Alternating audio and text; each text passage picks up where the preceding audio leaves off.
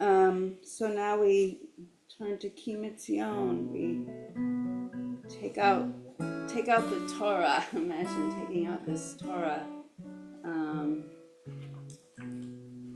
And we'll be talking actually about that today. So we'll just go right into chanting this.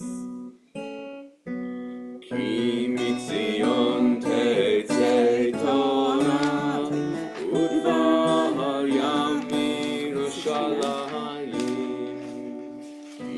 Kimitzion tetzei Torah udvar yamim Yerushalayim.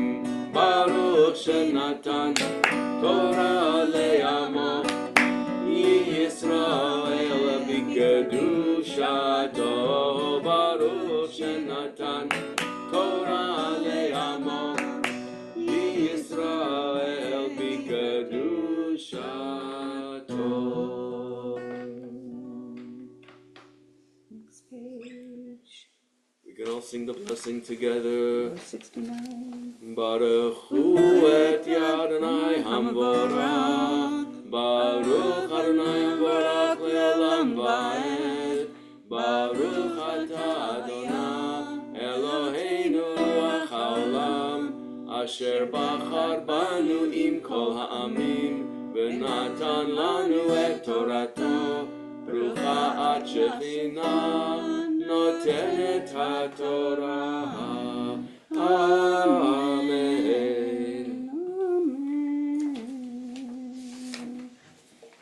Shabbat Shalom, everyone. Shabbat Shalom. Welcome. Let's put this on gallery view. There we go. Lovely to see you all. Thanks for joining us.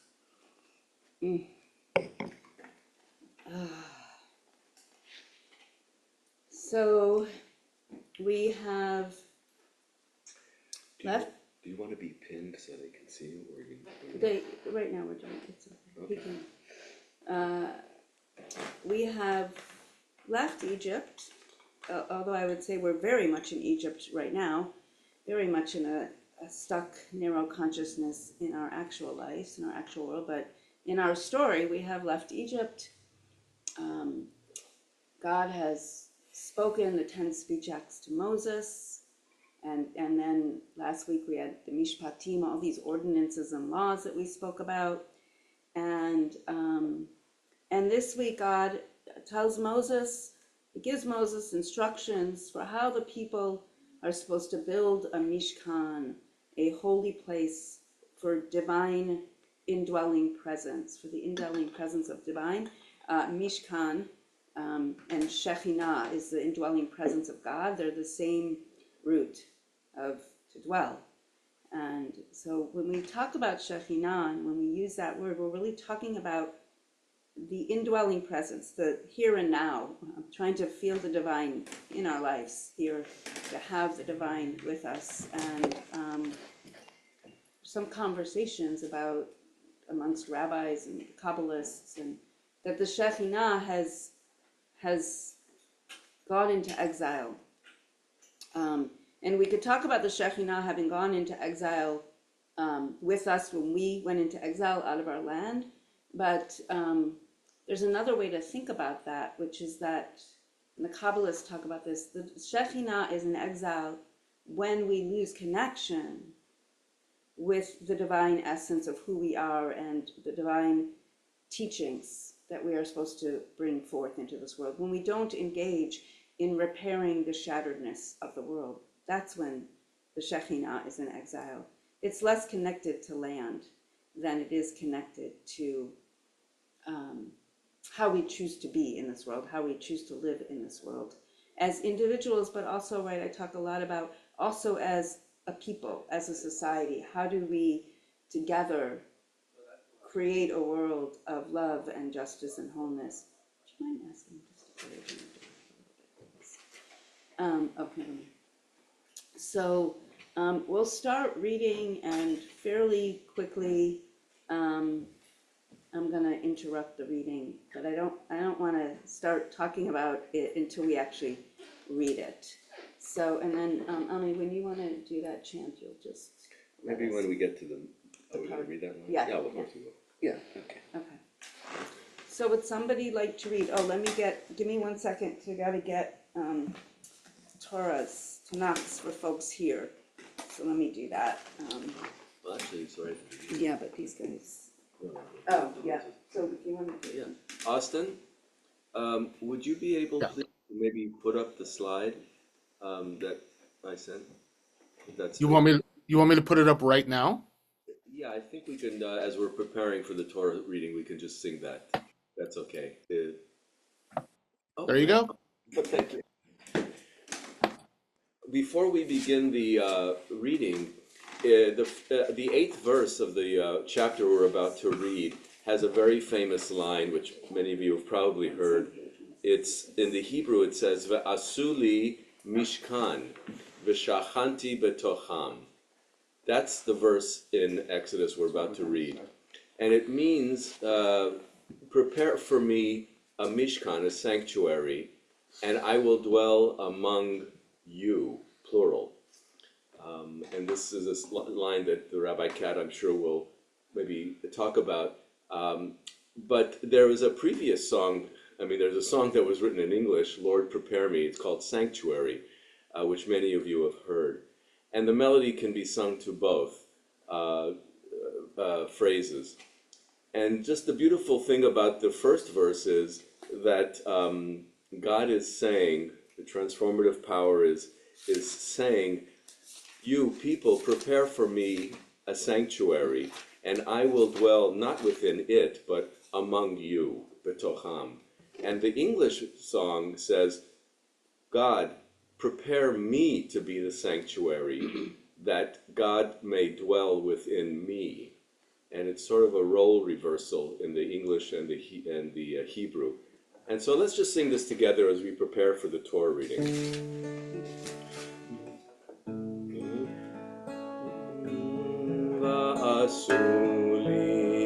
Asuli mishkan v'shachanti betocham va'anachnu nevarech Yah me'ata ve'ad olam. Lord, prepare me to be a sanctuary, pure and holy, tried and true, and with thanksgiving I'll be a living sanctuary for you. Lord, prepare me to be a sanctuary, pure and holy, tried and true, and with thanksgiving I'll be a living sanctuary for you. Asuli mishkan v'shachanti betocham va'anachnu nevarech Yah me'ata ve'ad olam. Beautiful. Thank you. Okay. So we're starting at 25:1 for those of you with the books. And if somebody would like to unmute and read, that would be great.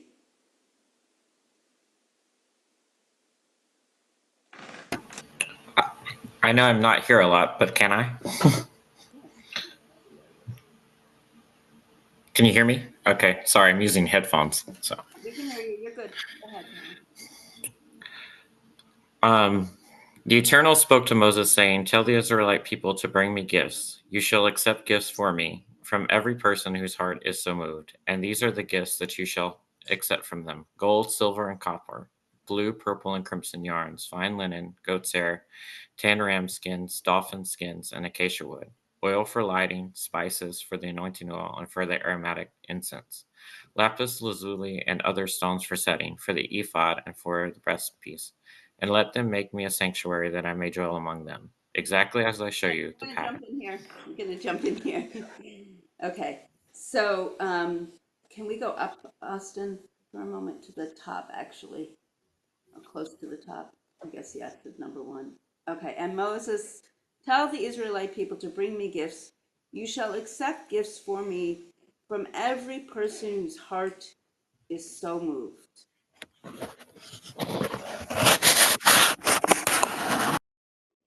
It's not usual that we hear God saying, tell the people to bring me a gift that moves them.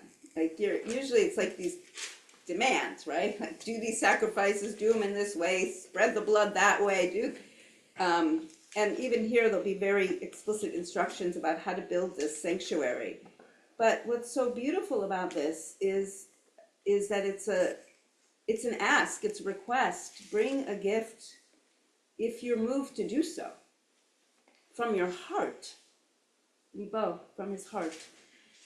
So I just think that's really a beautiful image of how we could, right? Like how we could build a world. We could all imagine asking people to do things for one another and for the world from their hearts. What is the special gift from within you that you want to contribute?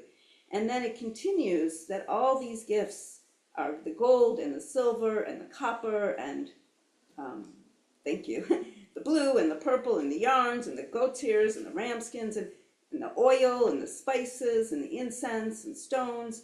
And if you remember so how did these slaves have all that? They were given. Right? So if you remember when they left Egypt, they asked their neighbors to basically give them reparations. And so people went to their Egyptian neighbors. Okay, so this is how the story is unfolding. We don't know that this happened, but imagine this. Imagine this happening today even. Imagine people going to others and saying, can you please give reparations for the history of oppression of our people? And give what you can from your heart. And so the Egyptians gave the Israelites all these different things. And so some people got gold and some people got silver and some people, they have the goat's hair from their goats, and some people have stones and other people have fabric. And all these different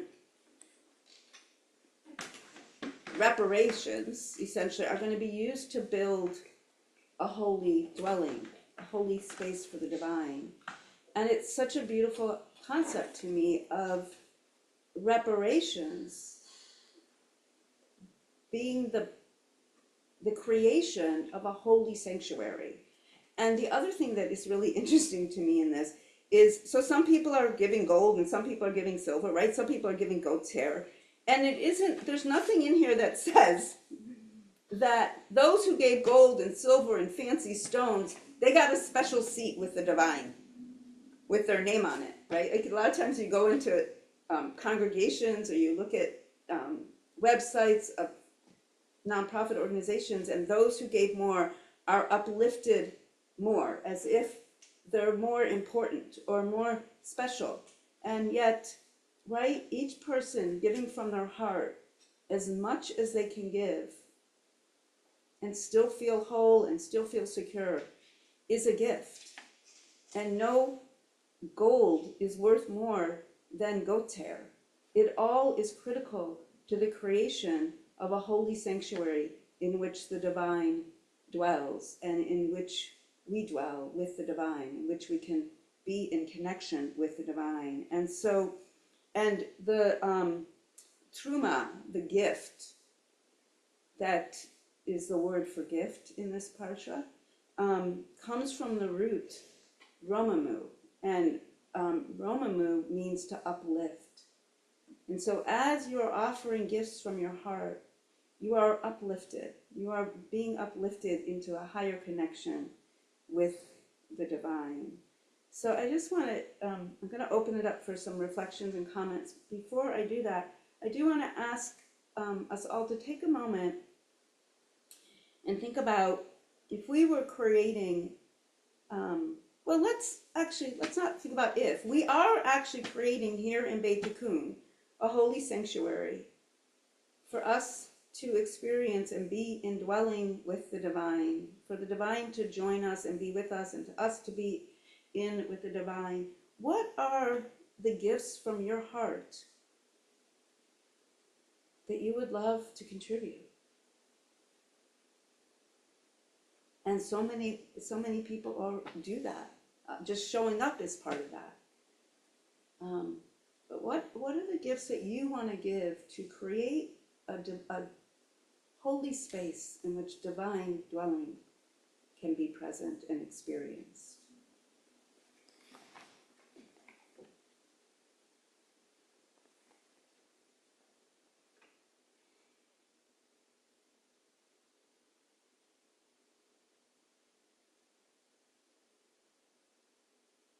I love that question. You know, this is Mike. I'm calling in from New Jersey.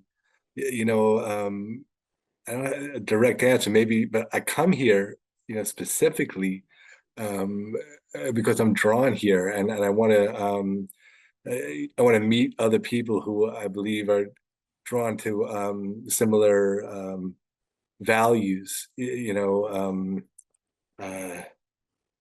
so what am I bringing? I guess I'm bringing that openness here, and that honesty and that desire, you know, to connect, like literally, like, wow, like literally, like to build community, right? Like that's what we um that's what we need. That's why I need that right now. You know, it's like um uh, I may have mentioned before, you know, I found like Tikkun magazine when I was in college, like in the 80s, you know, and I was like, oh, wow, this is what being Jewish, right?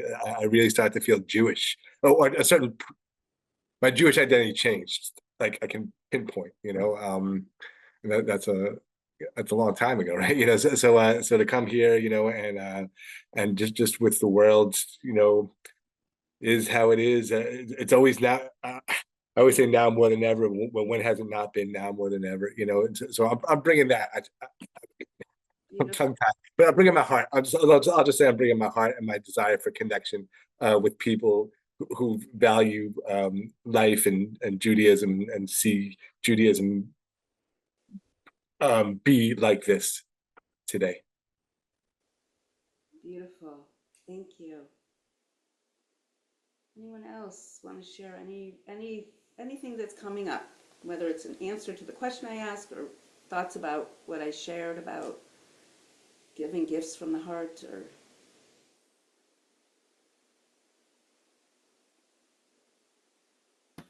Well, I've wondered what I could contribute to Beit Tikkun, but I feel like I get something out of these Torah studies every time I'm here, and I feel like I get a push, kind of more in my own activism and organizing. But today I kind of had to go to God and ask, you know, where do I need to be? And I felt like I needed to be here, and that was kind of the offering of the heart.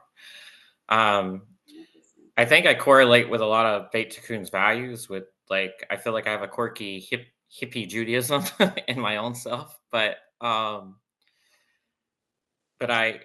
I felt just led to be here at points, and every time I've kind of been here, I've left a little transformed in a way, I feel. So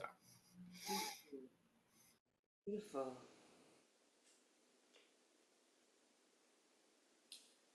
My name is Dion, and I am maybe lower middle class, and I don't have a lot.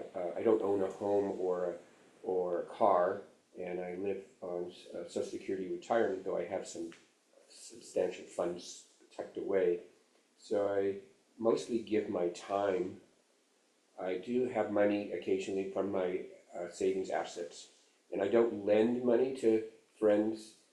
Because even though there's a history of money with the Jews were lending money because the Christians considered it a sin to be money changers, but also I'm in a support group where there shouldn't be any debt that's not with collateral, and I worked in my case both ways. So I do give money occasionally to people that are in trouble, individuals, but more I give my labor, my time. And I have a friend who I met in another support group, a 12-step support group as well, where we deal with family of origin issues and looking for love in the wrong places, and romantic attachments that are unhealthy. And she's Palestinian, and we've known each other in this support group and sharing our deepest fears and hopes. And I go in her backyard and dig and move trees around, and I say, this is partial reparations for some of my people stealing your land. Thanks. Beautiful. Thank you. Hey, Rabbi, can I say something? Yeah, of course. So yeah, I love the idea of, the lifting up and gifts being uplifting and stuff. And, I just want to bring in an idea that comes from the Prophet Muhammad from a different cultural tradition. And it's, sometimes, walking and removing a nail out of the roadway or the sidewalk or a stick out of a path. Mm. I feel like these gifts are great where we're like giving material items and giving things that we own, and obviously that's what's happening in the Parsha. They got, physical material items as part of it. But sometimes even just smiling at a stranger walking past on the street, or, if you're at a restaurant and the server's obviously having a rough day, being kind to working class folks and making that easier on them. And there's so many little ways to give gifts, I feel like, that even if we don't have the means to give the material, we absolutely have the means to give it spiritually and socially. Amen. Beautiful. Thank you. Yeah, I think that's what I love about this parsha is there are concrete things that it asks for to create this mishkan, and it's just people showing up and bringing whatever they can. It isn't. It's all the same value. It's all when you give from your heart. What you give from your heart is the same value, even if there's more monetary value in one and more spiritual value in another. It's at the end of the day, it's a collective co-creation. So yeah, that's beautiful. And I believe today is the first day of Ramadan. So I love that you brought the Prophet Muhammad into our space on the first day of Ramadan. Thank you, Austin. Speaking of other traditions, Krishnamurti said, if you see a stone in the path, pick it up, and so others don't stumble, but do it anonymously, paraphrasing. And in the Karma Yoga, it's to be a man of action without thought of the fruits of the action. Right. And to be giving in Judaic tradition, to be anonymous in that tradition. Sometimes the highest way to give is to do it without anyone knowing, to give anonymously in the Jewish tradition. Yeah. Thank you. Anyone else have any reflections? And there's something in Tanakh as well, Rabbi, about like don't put something in the way of a blind man, right? Yes. So, I was thinking that same thing when he said that. Yeah, don't put a stumbling block in the path of a blind person. Read that last week. Yeah. So yeah. If I may also, I mean, I just love, this idea of community, like literally like community building, right? Like the community, like engaging in holy work, right? So we went through all this. I should give credit, but I read a lot of like drashes, leading up to Torah studies. I don't know who to give credit to for this, but it's like up until this in Exodus, like all the waiting for the gift from God and complaining, and the gift from God and complaining, the gift from God and complaining. Now we're working together for God, and no one's complaining, right? We're building. We have these moments of harmony. beautiful. Oops. Okay, thanks. I can share something. Please. I feel like this directly relates to my life right now. Like, I feel like I was in Egypt in, like, unfortunately, a really unhealthy living situation and needed to get out. And, like, am in the process of creating a sanctuary for myself now in a home. And I put out, like, requests for help and gifts, and my community has like stepped up in so many various diverse unexpected ways to support me through my move, whether it be packing or sharing resources or sharing a meal or money so I could buy a meal, or coming helping me unpack, or just various things. And it's like, so many gifts. And I just really love the idea of like all the gifts are like, if they're from the heart, are like of equal value. And so even just someone checking in and sending a text being like, how was your move? Or like, how are you settling in, could be the same as somebody who sent me money for, a meal. Um, and just that, collective support, from the heart is just what got me through it, really. Amazing. Thank you. And I'm glad you're getting through it. Creating that sanctuary. Yeah, creating a beautiful sanctuary. Andre, please. Um, for me, Oops, do you have two devices? Yeah, Andre, can you mute your other device? Thank you. sure. Pink Floyd, Hold everybody. on. Pink Floyd. All right. Can you hear me now? Try. Yeah, thank you. For me, just a second. I'm here. You have to unmute. You have to mute and turn the volume down. That's the tricky thing. Number 9. Yeah. If you can disconnect from audio on that second device, that'd be the best bet, if possible. I'll do that right now. Perfect. There. Yay. Can you hear me now? You sound great, Andre. Thank you. Can you hear me? Yeah, great.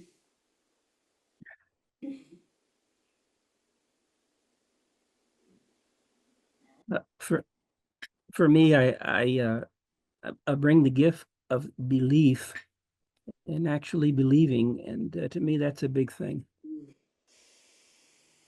Mm.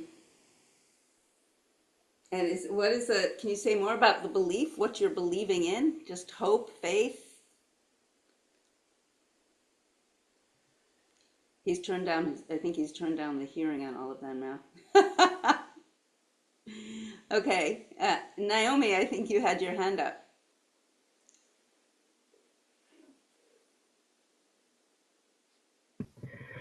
I wanted to say that I've received many gifts in my life of music and art, and I'm sort of a recluse most of the time, but I'm trying to find ways to pass that on into the world, the art and the music that I do, so that hopefully people will have some uplift in their lives, just as I've been uplifted in my life by receiving music and art. Beautiful. Carl. As we're talking about other spiritual traditions, I've been learning with Centers for Spiritual Living, spiritual healing practices and stuff. And one of the principles of abundance is this thing called a mental equivalent, that which we give, or that which we receive, we give back in a way. And it's like the law of correspondence and stuff. And I found a beauty in that because I think Beckwith has said, he's around you all. Well, he's in LA, but he said, if you can't give something, give of your heart, and you're going to get all of that back in a way, because God is just this abundance that we hear about. So if we give to that, and that's what I think is beautiful in this parsha of they're giving to God. So we're not talking about it, and in some way it reminds me of the fact that we're always giving to God. That's why we don't talk about it, because we're giving to God. We're giving back to that which is always there in a way, and just kind of reminding itself it's always there. Just kind of a beautiful kind of rip off of that Torah portion for that. But yeah. Thank you. Beautiful. Mark.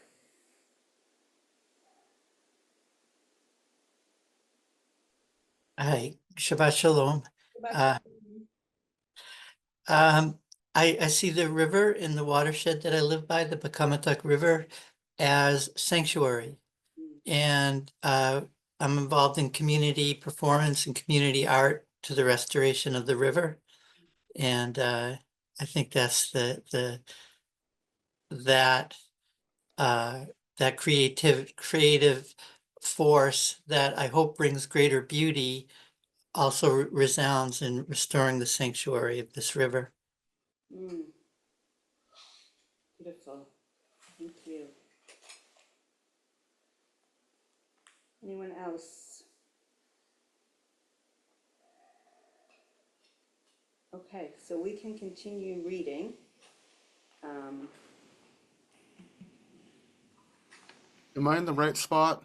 I don't remember where we left off. I know. Yeah, Carl? Yeah? Okay, Yeah, thanks. right there. Perfect. Okay. You can read that first line again because it's a great.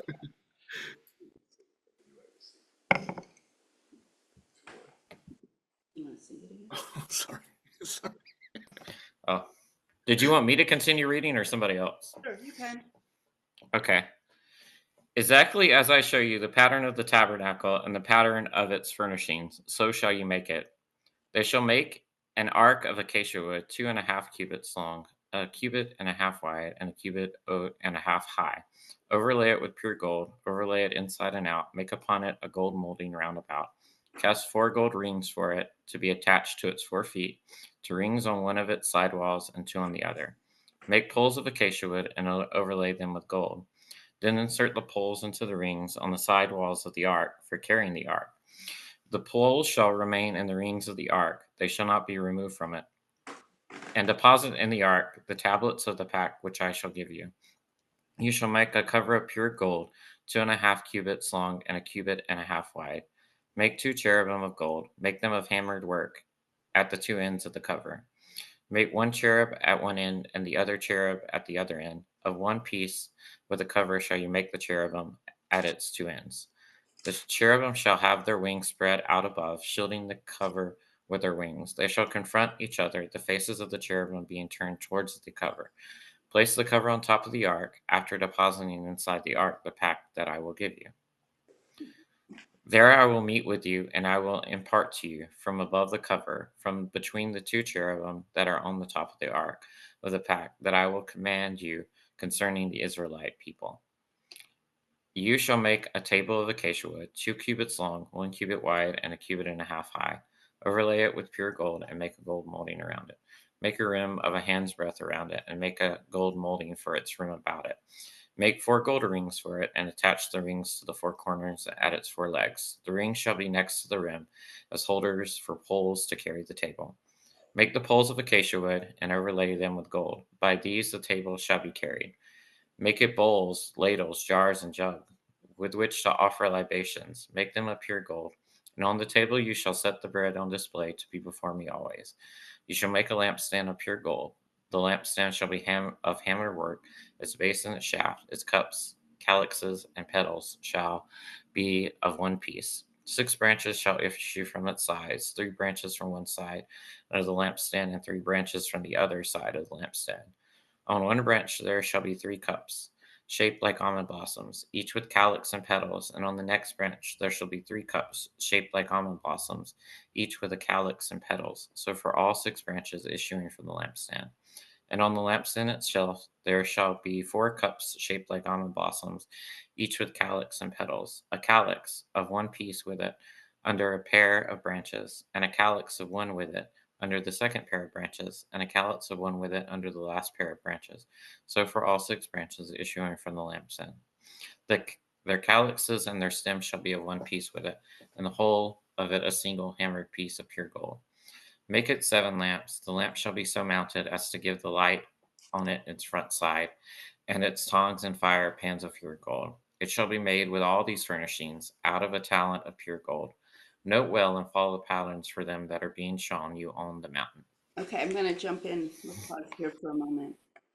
As I'm listening to these, we could stop sharing for a moment. Thanks, Austin. As I'm listening to all these incredible instructions, I was just kind of amazed, imagining like the divine thinking, I want this many cubits and this way and this put here, and it's just kind of bizarre to me. So I don't know, I just was thinking about that as I was listening to what, I don't actually believe that's obviously humans telling humans how to build something that, that they can take with them, right? They're in the desert. This is a moving ark to take with them. It's not a permanent structure. And so it has to be dismantled, remantled, carried, moved about. So the instructions are obviously to make it so it can do that and serve that need. What's interesting about this parsha is, so Moses is on the mountain and the divine is giving him these instructions, but we haven't had the golden calf yet. That's next week. So, and there's a teaching that there is no timeline in the Torah. Everything's happening simultaneously. Nothing comes before anything else. But yeah, so when the golden calf happens, right, Moses is up on the mountain. He's receiving all these instructions. He hasn't come down yet with the tablets. And the people start freaking out. What happened to the divine? What happened to Moses? And they get scared. And so they gather their belongings and they create this golden calf. And this sanctuary that God's telling them to create here is because God can predict that it's hard for the people to hold on to something so intangible. Even though they've seen the miracles and experienced their liberation, there's still a psycho-spiritual place in which they're traumatized, they're stuck, and it's hard to hold on to trust. And the manifestation of the divine in their presence, Moses, who speaks to them and shares with them what the divine tells them, is gone. And there's no message coming down. He's gone for 40 days and 40 nights. So this creation of the sanctuary is a prediction of an answer to the golden calf. The other thing that's interesting is Avram Berg, he's written a wonderful commentary, and he was in the Knesset, and he's very critical of the state of Israel. And he was asking the question of what is the ark? And there's different terms for ark, different meanings of the term ark. And one of them is the ark of the Lord of hosts. The Lord of hosts is like an army. And so there was a time in which the ark served as a function of war. So how can that be? The Israelites believed that the ark could save them in war times. And it traveled, right? It traveled with them in the desert. And in the first book of Samuel, the Israelites are losing the war to the Philistines. And they say, let's go get us the ark so God may be among us and save us out of the hand of our enemies. But the tactic fails, and the ark is captured by the Philistines. Turns out this isn't so great for the Philistines because their gods fall over and break, and people break out in hemorrhoids. I always find it interesting what kind of plagues, what kind of plagues happen, right? They break out in hemorrhoids, and their villages are overrun with rats. Now I gotta say, could you imagine somebody you have some anger or perhaps even rage towards, or people's, you could imagine, thinking hemorrhoids, that would be not so bad. So they get hemorrhoids and rats, and they freak out, and they don't want the ark anymore, so they bring it back to the Israelites. And then from then on, it's no longer used as a weapon of war. And in fact, right now we have an ark in our synagogues and the Torah is in the ark. But when we take the Torah out, we don't take the ark. We bring out the Torah. We bring out the teachings. And so there's a couple things that come up for me. One of them is that this is a teaching that the divine is not to be used to justify war or engage in war. That's a human endeavor, not a divine endeavor. So don't ever think that by pulling on the divine, you can justify your wars. Nope. And then when we take out the Torah and carry it around, not the ark, the Torah, these teachings of morality, of justice, of love, these are our weapons today. These are the tools and the resources we have in challenging times to live a just and moral life as individuals and as a community. Of course, that's that's challenging for us, right? We're watching so many ways in which the Torah is used to justify genocide, ethnic cleansing, land grabs, pogroms against Palestinians, and they literally draw on teachings that are contained in the Torah because the Torah has that voice in it of domination and power over and control. And when they do this, really what happens is that we, the Jewish people, the nation state of Israel, become a nation like all other nations, right? We become a nation that uses violence and weaponry and oppression and more to theoretically protect us, to help us feel safe, instead of using the teachings of the Torah, instead of really going back to the core teaching that's repeated more than any other in the Torah, to love the other, the stranger, to protect the vulnerable and needy. And one of the teachings that we're told a lot is to build a fence around our Torah. So what do we mean by that? What we mean by that is a lot of the halakha, a lot of the laws that the rabbis came up with were to expand the essence of the Torah so that the Torah doesn't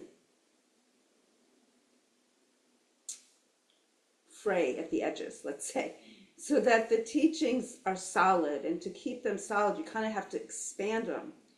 And so we're told to build a fence around our Torah. And I think, unfortunately, what a lot of us are doing these days is we've removed the fence around our Torah and we've built a fence around our trauma. And we've built a fence around our fear, because we're afraid that if our fear and trauma eviscerate, if they melt, if they disappear, that perhaps we don't know who we are. Perhaps we don't know and trust that we can build safety through solidarity. But the Torah is about really reaching across our differences and across to others. Remember last week we talked about when your enemy's ox is fallen or lost, you have to pick it up and bring it back to your enemy, right? In that moment, you have to engage with that person you so despise. It's about crossing differences. And I just, so, I guess I want to say it's upon us, right, to continue to speak to the fact that we want to find a way to process and mikvah to wholeness our trauma and not build a fence around it, and to return to strengthening the moral teachings of our Torah. And sometimes the details of how you build a mishkan, how you build a holy space, are there so that we can do that, so that we can, I think about like meditative practices or walking, where it's just one foot in front of the other. Or I was reading a book by a woman who was mountain climbing in glaciers, and she could barely breathe because she's so high in Ecuador, and she has to kick her feet into the snow and put the ice axe in and kick her feet, and it's just one step at a time to be present. And I think about that in this, like, we have to remember that we have to breathe in our fear and be really conscientious of where we're putting our steps and our ice axes, right, that hold us, so that we're being conscientious about the sanctuary that we're building and the intentions with which we're doing that, and so that the essence, the core of our teachings are held. and cared for.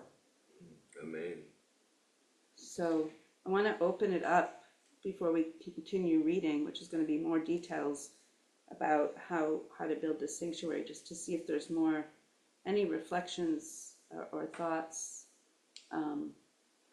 Yeah, Heidi, and then Carl, and then Ami. Kat, could you please try again on what the fence around the Torah means, what it means to you? I'm not sure I was fully following. Because you can think about a fence as in so many ways, as a protection or as a limitation. So could you just help us with that again? Yeah, thank you. Yeah, so when we talk about building a fence around the Torah, it's often around where there's key teachings and then there's like expansion of those teachings in ways that seem not connected or maybe even absurd. And they say that you build the fence around the Torah so that you protect its essence. I'm paraphrasing here, right? But so that you protect the morality, and this is my interpretation of it. It's going to be more technical in a rabbinic interpretation, but traditional rabbinic interpretation.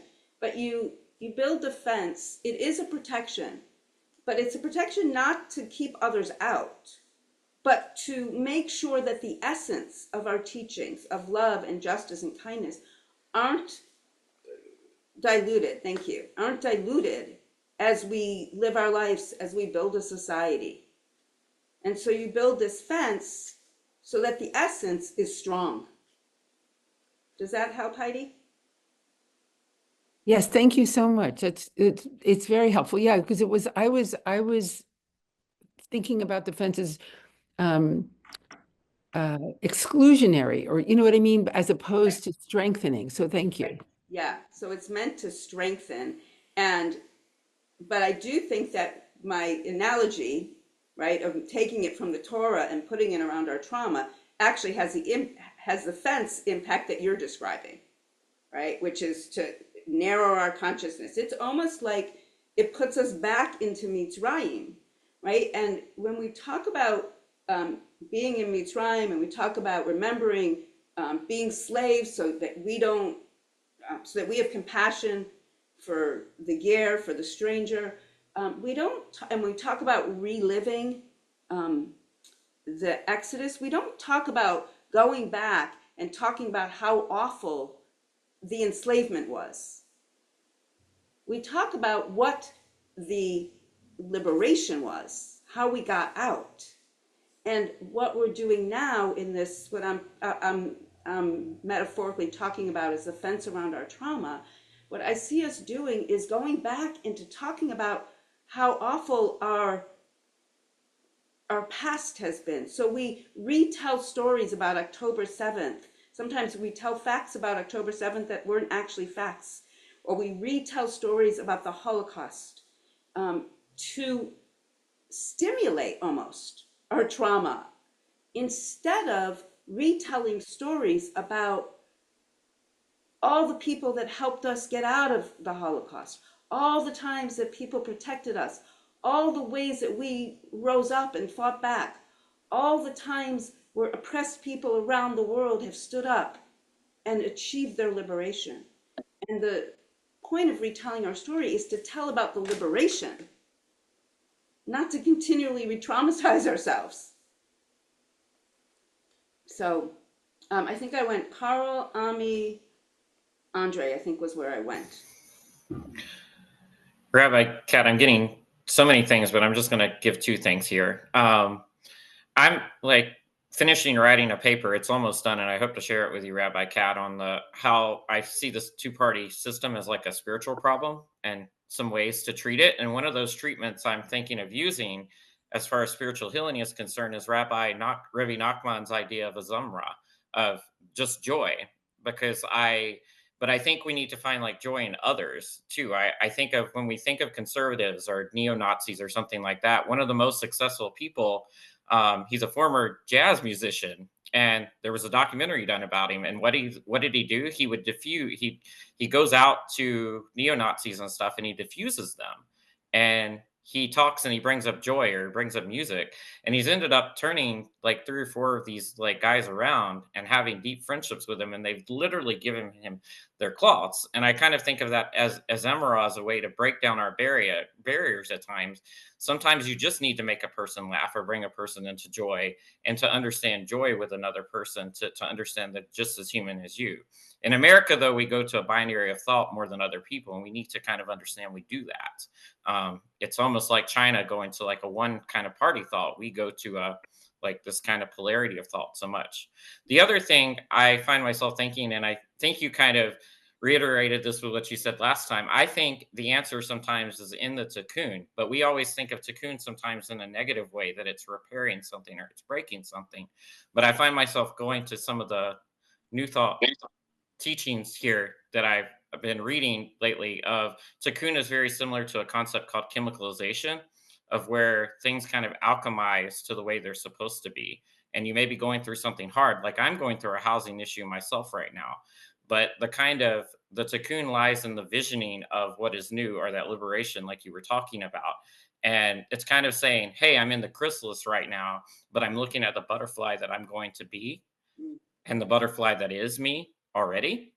And I kind of think about that in what you said, Rabbi Kat, with if we're going to focus on the narrative of our liberation, I think it's kind of beautiful the fact that everything is so distinctly said within what it is, because we needed during our trauma at that time to envision something new, and we needed to envision it in the form of food. We needed to envision it in the form of something that we can create.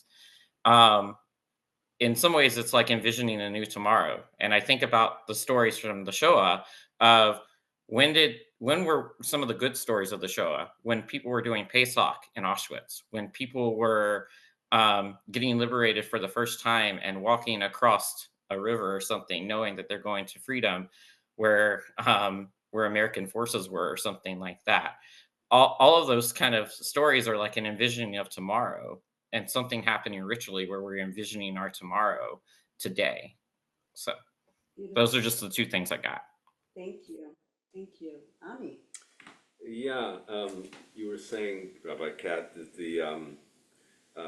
about the ark, and it just struck me that every Shabbat morning, every day that we take out the Torah from the ark, and we said it this morning, we said half of the prayer that we take out the Torah. The first part of the taking out of the Torah prayer is in Hebrew, Vayhi bin Soa ha'aron. When the ark was raised up, Moses said, this will scatter your enemies and remove the enemies from in front of you. And then we immediately say the line that we did say this morning, because out of Zion will come the word of Torah. So in saying that prayer, as we take out the Torah, it now strikes me that we're saying both things. We're rejecting this idea that's said in the first line of the ark being raised up to scatter the enemies as a weapon of war. And the second part of what we sang this morning is saying, no, rather, out of Zion will come the word of Torah. And I think that's a self-teaching message. Every time we sing the prayer for taking out the Torah, we should be aware. I'm now aware of that. That the first line is almost a warning line, that not to do this, but rather take the essence of Torah as your so-called weapons and instruments of change. The second thing is the fence around the Torah also is to put a limit on the edges of the Torah and retain the essence, and not to have what we see happening today, words of Torah being taken to justify horrific actions in the West Bank and other places where ultra-Orthodox are using the words of Torah as a weapon of oppression to justify their treatment of Palestinians. And I think the fence, they've crossed the fence in using the Torah. That's what the fence is there for, not to pervert the words of Torah, but to retain the edges of the essence of Torah. Because if the fence wasn't there, then what people are doing, for instance, on the West Bank, the settler consciousness, using the words of Torah as a justification for everything that's happening, as we know. That's where the edge of the Torah, the fence of the Torah, has dissolved for these people. So it's critical that we maintain that essence of the Torah at a limit, and to disallow perversion of the words of Torah, which is beyond the fence. Beautiful, thank you. Yeah, part of the reason we don't chant that first part is because Right. of the, scattering our enemies, so we But just. it is a teaching if we were to chant it too. If we chant it and then draw that distinction, yes, thank you. Andre? Regarding the fence around the Torah, how does anything good then get in? Semi-permeable membrane. Just said Star it's a Trek. semi-permeable membrane. A Star Trek force field. So interesting, such an interesting question, Andre, and what I'm thinking about in This is as opposed to the things that Ami very beautifully brought out. Just sort of the opposite idea. Go ahead. I'm sorry. Go ahead. Oh, it's fine. I think that the fence is a way to hold it. It's like a container, but it doesn't mean that, because this happens all the time, it doesn't mean that we can't then read into the white spaces of the Torah meaning and purpose and lessons and teachings. It just means, how do we make sure that it's contained within the moral foundation and structure of the Torah? So in some ways that's getting in, right? Because like as a rabbi today, right? Like, and as all of us are bringing in teachings and wisdom into our Torah, so it still allows it to get in. It just ensures that we're really holding the center. I don't think fences necessarily are fully bound. Jan, and then Mark. I wanted to comment on the fence. I think the boundary is a better word for the fence, that it also keeps out the golden calf, where we have our personal boundaries of how when there's adversarial conditions, and that we don't treat others, the golden rule, but the ark, that would be a boundary to keep out from our, and to defile our souls with the wrong way of power over doing that. All this detail about how to make the covenant, the ark, reminds me of micromanaging and my distaste for a micromanaging God, and that doesn't exist, and I don't want it to exist, and it's not the way God is. But it's also a beautiful thing, because if you make a Persian rug, it's a prayer, it's a place to lose your ego and to meditate. So it is, if you're a silver craftsperson, it's a beautiful beauty of what is being made. So there's that side of it also. But what's important is, of the devil is in the details, is that what it said was, and let them make me a sanctuary that I may dwell among them. So my mother, Viennese Jews, Polish Jews, my credentials to be here, so-called, I could convert it and be here, it's fine. Anybody's welcome. But my father is Greek Orthodox, and he taught about Kazantzakis, and Kazantzakis' tenets was, who wrote the Zorba the Greek and Last Temptation of Christ, which said Jesus was actually a failing human, as the Jews might believe that he was a good man, but not so Messiah-like. He said in Kazantzakis that it's God, it's not our job, it's not for God to save us, but we need to save God.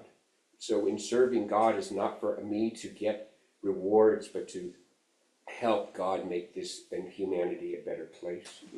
Thank you. Yeah, so it reminds me of Mark. It reminds me, it's a similar quote to Abraham Joshua Heschel's quote of God in search of human beings. That's what came to mind. So Mark? I think it's Mike that has his hand Oh, up. Mike, sorry. That's right. I'm sorry, Mike. You know, I've been here long enough that I knew you were talking about me, Rabbi. For saying your name wrong, thank you. That's the first time you've marked me, but that's quite all right. What's in the name? I can't read it.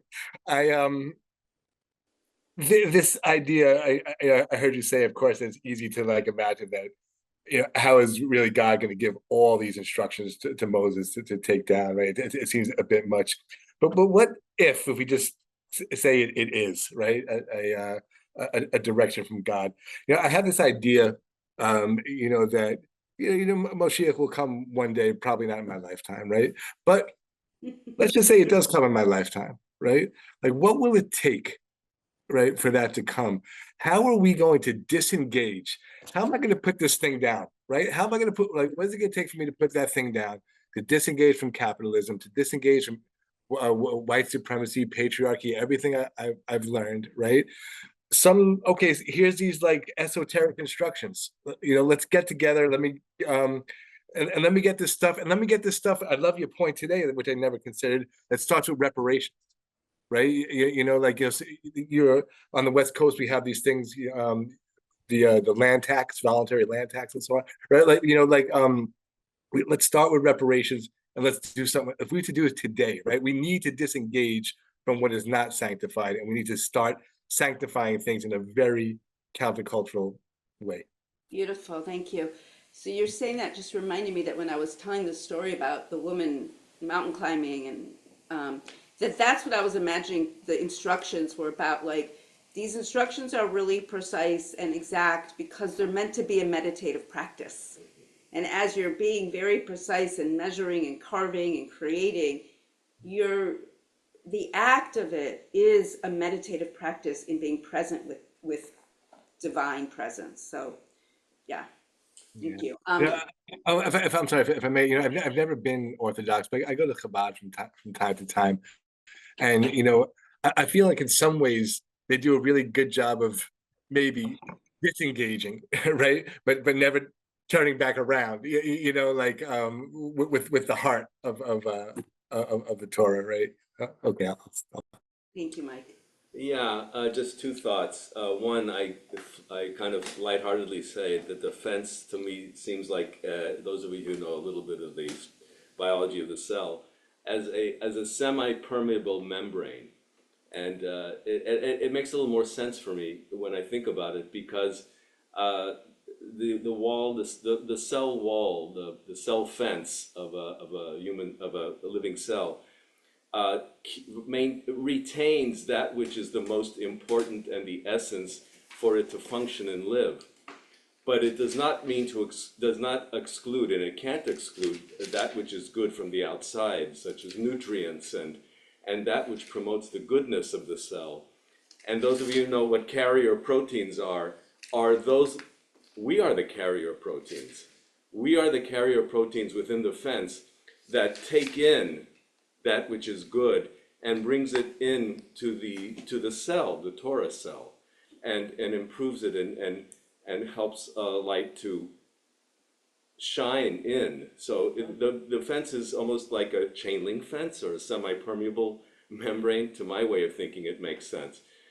And the other thought I had was the idea of all the instructions for the building of the sanctuary in which God can then dwell. Since we're talking about, the Hebrew says, build me a mikdash, a holy place, and I will dwell within them, not within it. And the them, I think, means us. That we are each, as the song says, preparing to be a sanctuary, inner sanctuary. And all the instructions for building the mikdash that we talked about is kind of what, like Rabbi Katz said, all the instructions that we have to take upon ourselves to ultimately open our hearts. And that means divesting ourselves of a lot of the baggage, a lot of the obstacles that takes meticulous steps, just like meditation does. There's a lot involved in doing that. We just can't just decide, well, I'll be a sanctuary, meaning I'll let the divine into my heart. We have to go through a series of steps and meet those steps. And I think so the steps in the Torah portion, for me, also reflect on what's involved for each of us to become and to prepare to be a sanctuary. It just doesn't happen like that. It takes work. And just like it took work to build a sanctuary in the Torah, for God, we have to take steps and do the work to build our inner sanctuaries. It's not a passive event. Beautiful. 5 seconds. The movie The Raiders of the Lost Ark by the Jewish director Steven Spielberg, when the Ark was stolen by the Nazis, it destroyed them. So that the story of the hemorrhoids reminded me of the movie The Raiders of the Lost Ark. Thank you. Oh, I know what I was going to say. You're talking about each of us trying to create that sanctuary within us so we can connect with the divine. And if you remember at the beginning of our discussion, I talked about the fact that you give from the heart, and Terumah is uplifting. It's an upliftment. And so I just want to invite you to think about what are the instructions that you want to receive to create a sanctuary, perhaps both a personal sanctuary in your home and a sanctuary like as a community. What are the instructions you want to receive? What are the gifts that will uplift you, that you want to bring into your sanctuary that you're creating, so that you can find times in your day to disengage from the doing and busyness and distractions of our world and slow down so the divine presence can dwell amongst you, within you, be a part of you, and so that you can then be the divine presence dwelling amongst others. Because ultimately we are the divine in this world. We are the manifestation. Each one of us is a part of the broken whole. Each one of us has divine breath ensouled into us, breathed into us. And so when we can reconnect and find that divine source within us by creating holy sanctuary space in our homes, in our hearts, and in our communities, then we can take that with us and bring our divine presence into the world. And I like to think of like angel dust, right? And kind of like angel dust, sprinkle divine presence into spaces, into other people's homes and lives that need more of that. And maybe they don't even know that you've sprinkled it there, but you walk away and something is uplifted. Like Austin said, just saying hello to somebody on the street, being kind to somebody. All of this is ways for us to co-create with the divine and with each other the holy sanctuary in which we all dwell, the divine and us together, to bring that indwelling divine presence back into our lives and into the world. So it feels, I don't know, I'll say during our prayers earlier, I was shedding a lot of tears. There's a lot to shed tears about in our world right now, and sometimes prayer practice really gets me there very viscerally. And so it's a lot to think about how we embody how we find that sanctuary, how we find that divine presence within us, within our homes, within our communities. It's hard because it feels kind of frenetic right now. Like there's this thing to turn to, and then there's that, and now there's this happening over there, and yet I do believe that the way we'll transform consciousness, the way we'll build the world we want, is to embody it in our bodies, in our hearts, in our minds, in our spirits, in our homes, in our families, and in our communities. And that also takes time. As Ami said, it takes time for us to slow down, to feel the disconnect, to feel the tension, and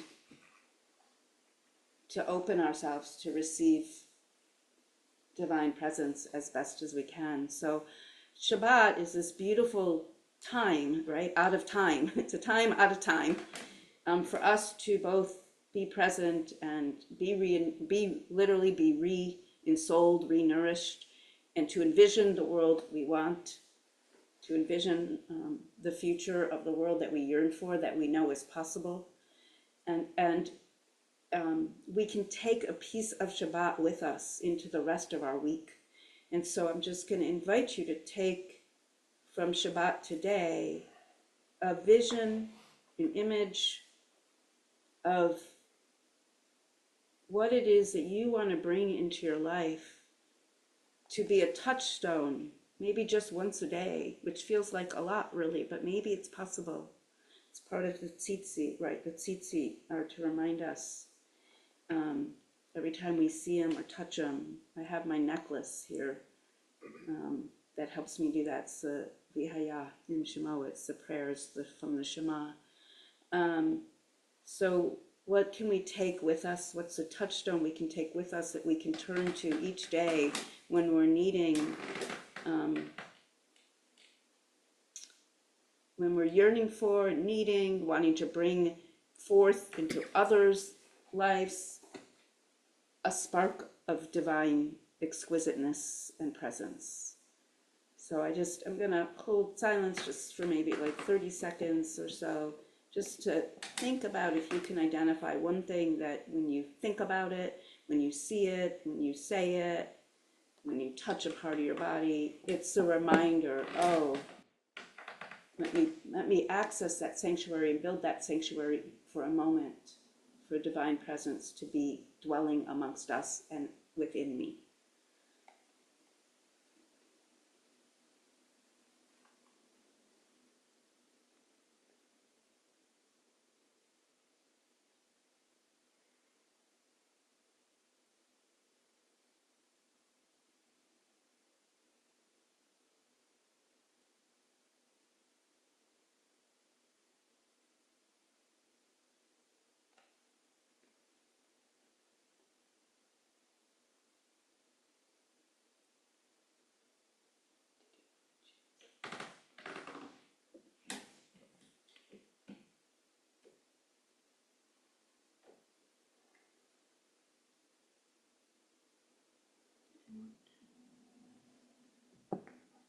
Ami's going to just lead us in a little chant.